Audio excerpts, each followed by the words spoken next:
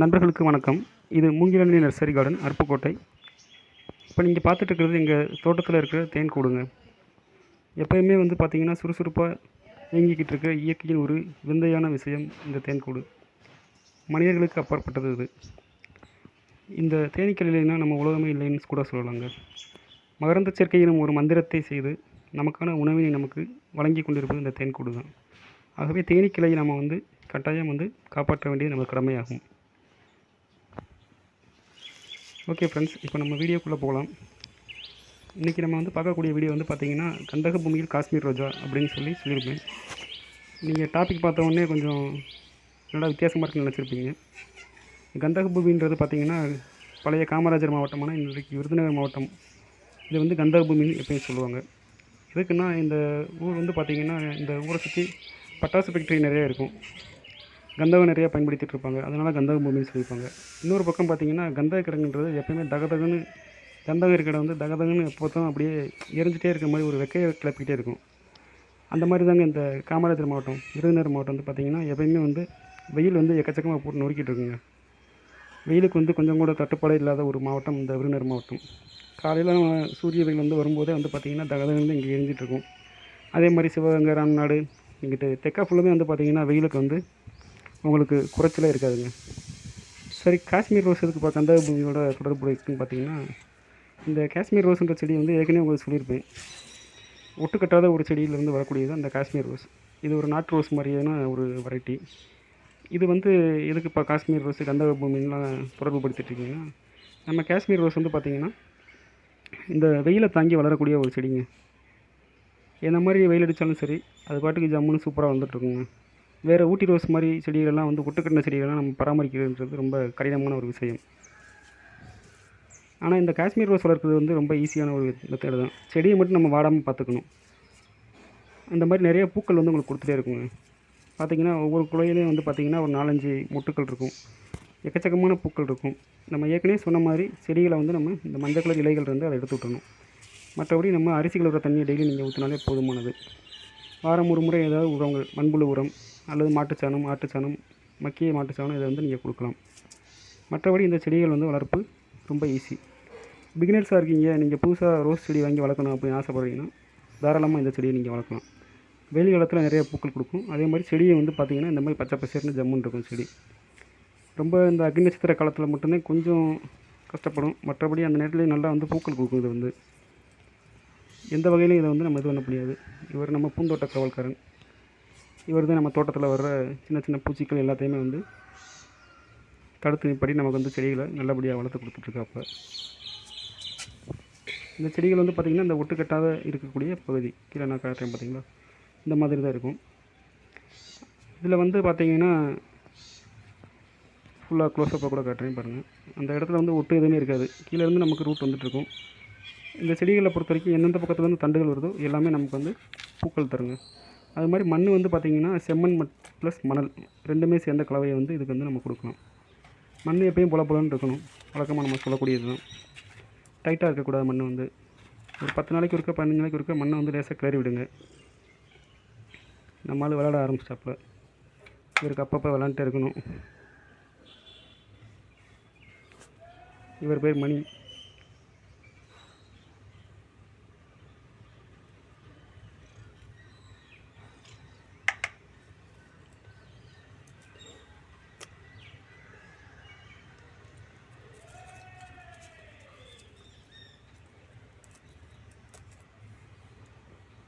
அவ்வப்போது இவர் விளையாட்டே இருந்தால் நமக்கு வந்து ஜாலியாக ஃப்ரீயாக ரிலாக்ஸ் ஆகிருக்கும் உடம்பு, நமக்கு மனசும்.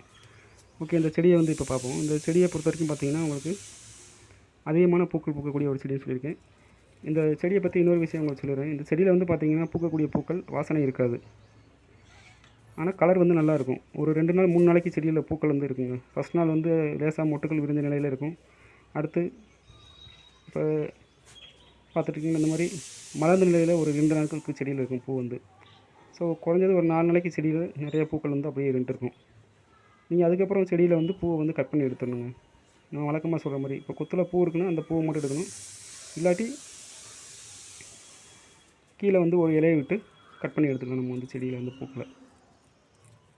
எப்பயும் போல் மஞ்சள் கலரில் இருக்கக்கூடிய பூக்கள் இலைகள் அண்டு புள்ளி அடித்த இலைகள் இதெல்லாம் இருந்துச்சுன்னா அதை வந்து நம்ம ரிமூவ் பண்ணிடணும். இந்த செடி வந்து பார்த்திங்கன்னா வீட்டில் ஒரு 2 செடி இல்லை 3 செடி வாங்கி வைங்க. வச்சிங்கன்னா தினசரி உங்களுக்கு பூக்கள் கொடுத்துட்டே இருக்குங்க.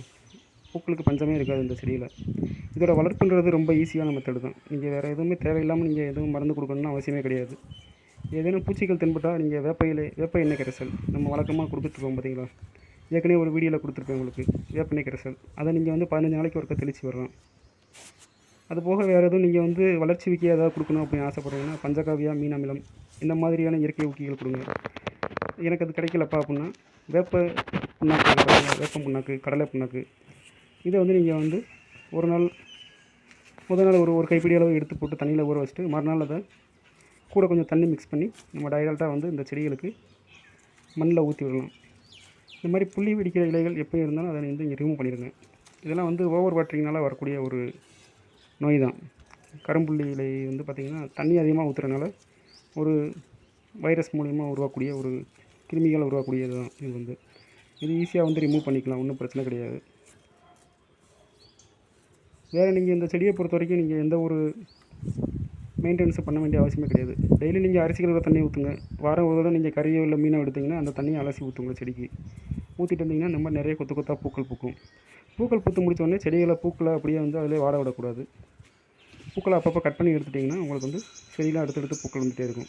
செடியை மட்டும் நீங்கள் வந்து எப்போயுமே வந்து வாட விடாமல் பார்த்துக்கொள்ளுங்க. தினசரி உங்களுக்கு பூக்கள் வந்து சாதாரணமாக கிடைத்து கொண்டே இருக்கும். இதில் வந்து இப்போ இந்த பூக்கள் வந்து பார்த்திங்கன்னா மலர்ந்த நிலையில் இருக்குங்க. அந்த மொட்டிலேருந்து மலர்கிற ஸ்டேஜ்ன்ற அந்த லெவலில் இருக்குது இந்த பூ வந்து. மொட்டுக்கள் வந்து பார்த்திங்கன்னா அடுத்தடுத்து ஒன்று தான் வந்து விரிஞ்சிட்டே இருக்கும். செடியில் வந்து நிறைய பூக்கள் எப்போயுமே இருந்துகிட்டே இருக்கும். ஊடகம் எல்லா செடியிலையுமே வந்து இந்த பூக்களை பூரா கட் பண்ணி முடிஞ்சோடனே கொஞ்சம் செடி வந்து பூக்கள் இல்லாமல் இருக்கும். பட் திருப்பி வந்து பூக்கள் அதிகமாக வச்சிரும். இந்த மாதிரி வந்து இது வந்து இப்போ தான் மலர்கிற ஸ்டேஜ். இது வந்து இன்னும் ஒரு 2-3 நாளைக்கு அந்த செடி அப்படியே இருக்கும். இப்போ நீங்கள் பார்த்துட்ருக்க இந்த காஷ்மீர் ரோஸ் தான். இது இப்போ வந்து கிளைமேட் சேஞ்ச் ஆகிடுச்சு. இப்போ வெயிலில் வந்து இந்த கலர் வந்து மாறிடுச்சு. இலையெல்லாம் வந்து கொஞ்சம் பழுப்பு மஞ்சள் அடித்த மாதிரி ஆகிடுச்சு. பட் இருந்தாலும் பூக்கள் நிறையா கொடுத்துட்ருக்கு இந்த செடி வந்து. பொதுவாக இந்த காஷ்மீர் ரோஸ் வெயிலுக்கு தான் நிறைய பூக்கள் வைக்குங்க. பார்த்திங்கன்னா ஒவ்வொரு குலையிலையுமே ஒரு 4-5 பூக்கள் இருக்குது பாருங்கள். இதில் வந்து பார்த்திங்கன்னா இந்த செடியே வந்து பார்த்திங்கன்னா ரொம்ப அழகாகவே இருக்குங்க. இதோட இளம் துளிர்கள் வந்து பார்த்திங்கன்னா பார்க்க ரொம்ப ரொம்ப அட்ராக்ஷனாக இருக்கும். அதாவது பூக்கள் பூத்த மாதிரியே வந்து ஒரு சிவப்பு நிறத்தில் நல்லா தளிர்கள் வந்து வளர்ந்துருக்கும். அதை பார்க்கவே ரொம்ப கண்கொள்ளா காட்சியாக இருக்கும். நிறைய பூக்கள் வந்து பார்த்திங்கன்னா வீட்டில் வைக்கிற ரொம்ப அலங்கார செடியாக வந்து இதை வந்து வளர்க்கலாம். அதே நேரத்தில் இந்த பூக்கள் வந்து நீங்கள் பறித்து சாமிக்கு வைக்கிறது இல்லை நம்ம யூஸ் பண்ணிக்கலாம். எதுனாலும் தலைக்கு வைக்க இந்த மாதிரி யூஸ் பண்ணிக்கலாம். இந்த நம்ம வீடியோ எடுத்துகிட்டு இருக்கும்போதே மழை பெஞ்சிட்டு கொஞ்சம் மழை பெஞ்ச பிறகு இந்த வீடியோ எடுத்திருக்கு. மழையில் நனைந்த இந்த செடிகளை பார்க்க தனி ஒரு பிரமிப்பு தான். என்கிட்ட ஒரு 4 ஒரு 3 காஷ்மீர் ரோஸ் செடி தான் இருக்குது. பட் அதில் வந்து பார்த்திங்கன்னா எக்கச்சக்கமான பூக்கள் வந்து எனக்கு பூத்துட்ருக்கும். தாராளமாக ஒரு செடி முடிஞ்சோடனே அடுத்த செடியை அடுத்து பூக்க ஆரம்பிக்கும். இந்த மாதிரி அடுத்தடுத்து பூக்கள் வந்து இதில் கொடுத்துட்டே இருக்கும். வீட்டில் சாமிக்கு கட் பண்ணி வைக்க இல்லை சின்ன குழந்தைங்களுக்கு வைக்க இந்த மாதிரி யூஸ் பண்ணிக்கும்.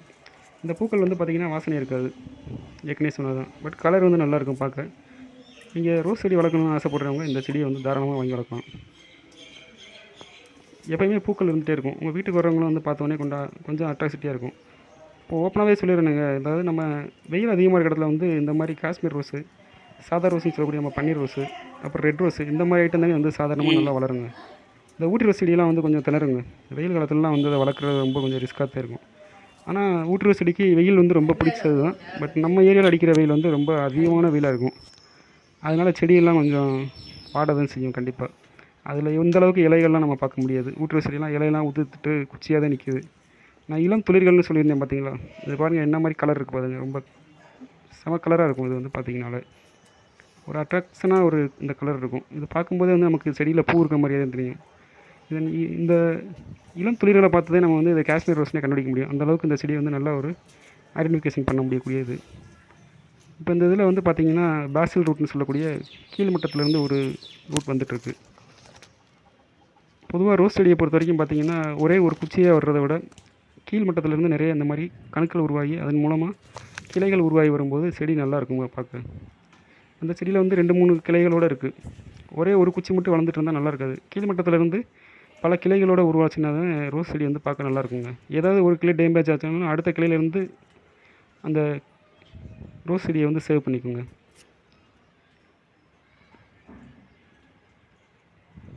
இதில் வந்து பார்த்திங்கன்னா நல்லா கலர்ஃபுல்லான ஒரு துளிர்னு சொல்லக்கூடிய அந்த குருத்து பகுதி இருக்குது பாருங்கள். எந்த அளவுக்கு கலர் இருக்குது பாருங்கள், அட்ராக்சிட்டியாக இருக்கும் பார்க்க.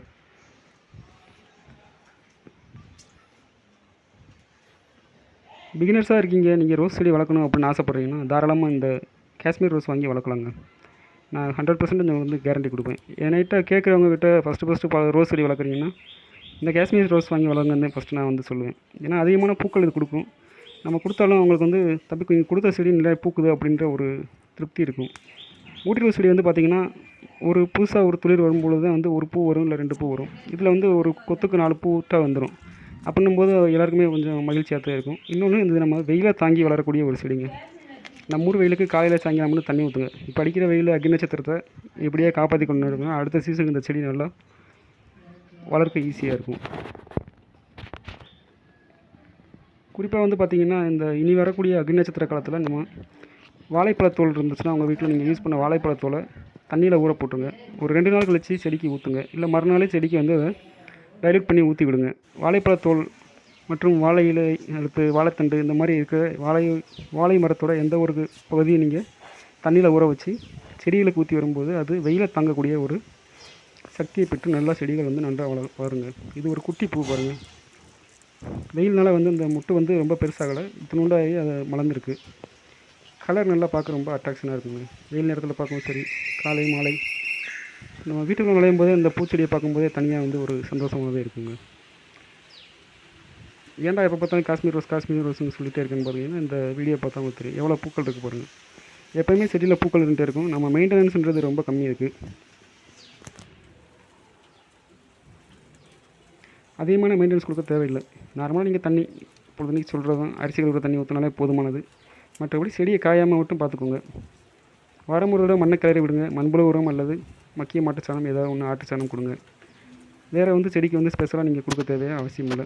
வேப்பெண்ணெய் கரைசல் கிடச்சா கொடுங்க. அதுபோக சோற்றுக்கற்றாழை இருந்துச்சுன்னா உங்கள் வீட்டில் அந்த ஜெல் எடுத்து தண்ணியில் நல்லா மிக்சியில் போட்டு அரைச்சி அதை நீங்கள் வந்து ஸ்ப்ரே பண்ணி விடலாம். செடியோட ரூட்லேயும் ஊற்றி விடலாம். இந்த மாதிரி கொத்தாக பூக்கள் பூக்கணுமா உங்கள் வீட்டில், அப்போ கண்டிப்பாக நீங்கள் காஷ்மீர் ரோஸ் வாங்கி வளருங்க. உங்கள் பகுதியில் காஷ்மீர் ரோஸ் செடி நர்சரியில் கிடச்சின்னா தாராளமாக வாங்கி வளர்த்து பாருங்கள். நம்ம சொன்ன மாதிரி உங்களுக்கு வந்து நிறைய பூக்கள் வந்து தாராளமாக கொடுக்கும். நன்றி நண்பர்களே. இந்த வீடியோ உங்களுக்கு பிடிச்சிருந்தா என்னோடய சேனலை சப்ஸ்கிரைப் பண்ணுங்கள், லைக் பண்ணுங்கள், மறக்காமல் உங்கள் ஃப்ரெண்ட்ஸுக்கு ஷேர் பண்ணுங்கள். ரொம்ப நன்றி.